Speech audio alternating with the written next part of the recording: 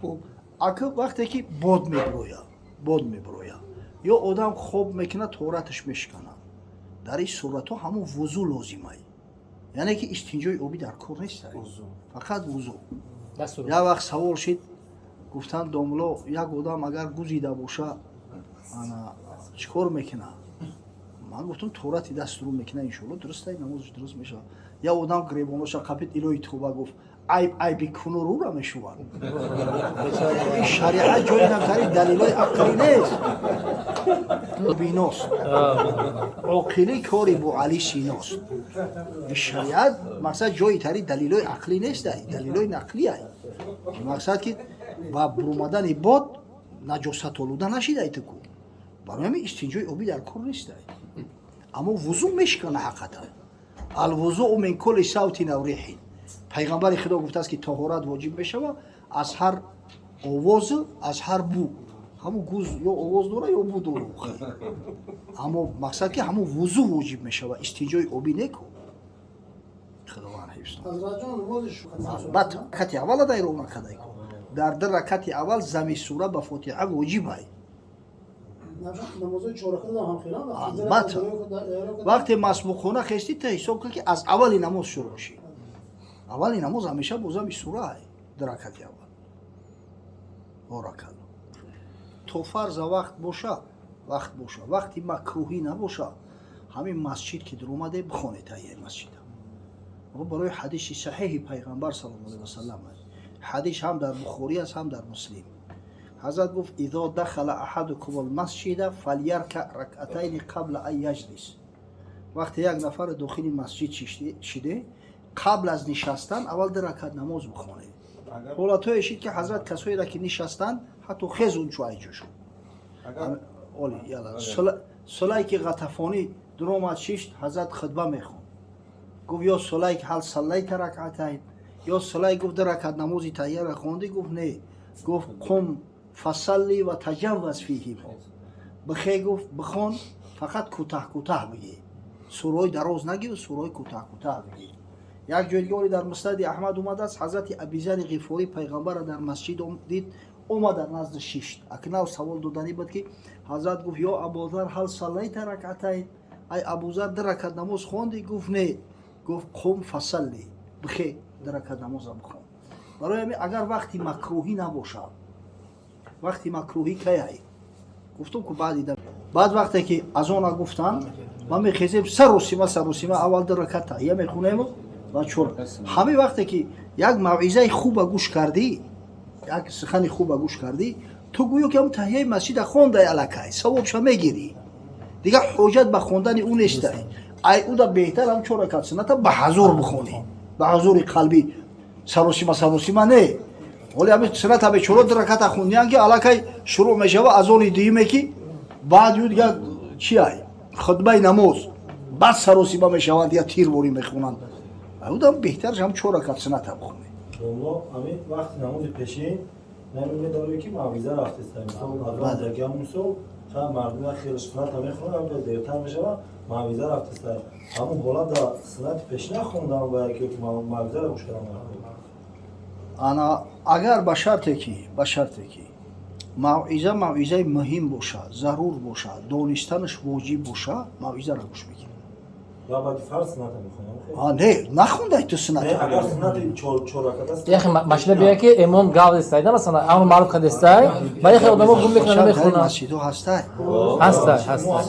مشلو هم خیلی هم مشلو هم خیلی سنت بخونه نیتی تحیه هم که ثوابی هر بشه بگیری هم یه جا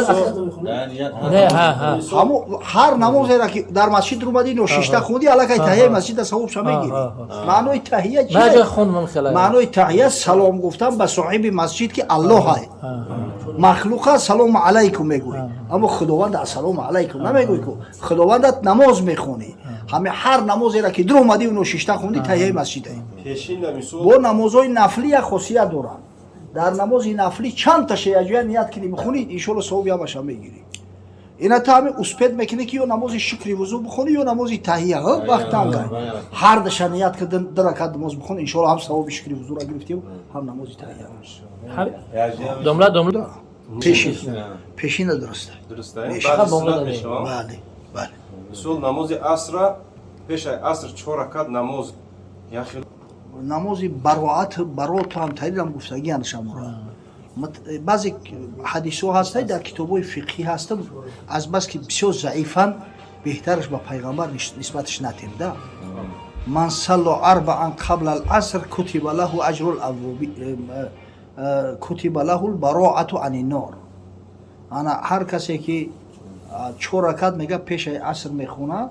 براش خط آزادی از آتش جهنم نوشته میشود. نگی میگم که در کتابای فقهی و متاسفانه اومده است حدیثی ضعیف نفلی میگه حدیث نوشته میشود. نگی میگم که در کتابای فقهی و متاسفانه اومده است حدیثی ضعیف نفلی میگه حدیث ضعیف این نمازی نفله حکمش مستحبه ثواب داره البته انا اکثریت مستحبش گفتن سنت بعضی‌ها سنتش میگن که اکثریت میگن این مستحبه. بله این اسلام های از آن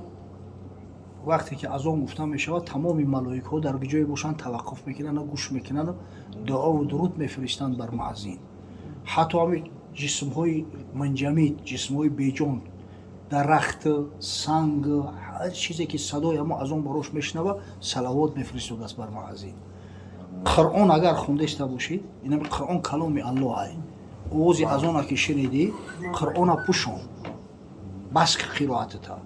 از آن گوش که جواب از آن بته گوش کردن از آن هم سنت معکده و جواب گفتنشم با جواب باید بگوی. پیغمبر خدا تاکید کرده است که جواب بگین. انا اذا سمعتم النداء فقولوا مثل ما يقول المؤذن. وقتی صدای از آن شنیده شما را مثل مؤذن جواب بگین. هم کلمه از آن تکرار کنید. فقط همو در صحیح مسلم اومده است روایت حضرت عمر همو جای حی علی الصلاح و حی علی الفلاح دایکو همو جوده لا حول ولا قوة الا بالله العلی العظیم میگوی. دیگه همو کلمه‌ای را که بعضی میگه همو را تکرار میکنی. بعد هم الصلاة خیر من النوم دا صدقت و بررت میگوی. صدقت و بررت. انا دیگرش ده همو هر کلمه‌ای که میگه معزین همو را تکرار میکنی سنت ای. برام شعار دین اسلام ای. مثال اومدی که از آن گفته است همون راست بست از آن جواب شب بگو بعد خوندم میگه شدن شرط نیست نه لازم نیست این مردم ایمو از آن میشنون با جای بخیز حرکت کنه تورات نداشته باشه تورات کنی برو آخه یا که تورات داشته باشه مسجد برو میشینه جوش از آن دعوت های حی علی الصلاح میگه بیا با نماز نشین بیا با نماز حی علی الفلاح بیا با سوی رستگاری. خیلی بهتره. تمام شدن از اون بعد تمام شدن از اون انا امری به واسطه پیغمبر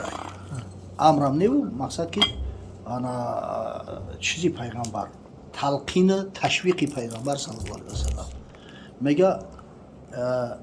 من قال حين يسمع النداء اللهم رب هذه دعوتي تامة وصلاة القائمة آت محمدا الوسيلة والفضيلة وابعثه مقاما محمودا الذي وعدته وجبت له الشفاعة يوم القيامة. حمید بسیار آدم‌ها که همین میخونن مثلا یک آدم‌ها که میگه اللهم رب هذه الى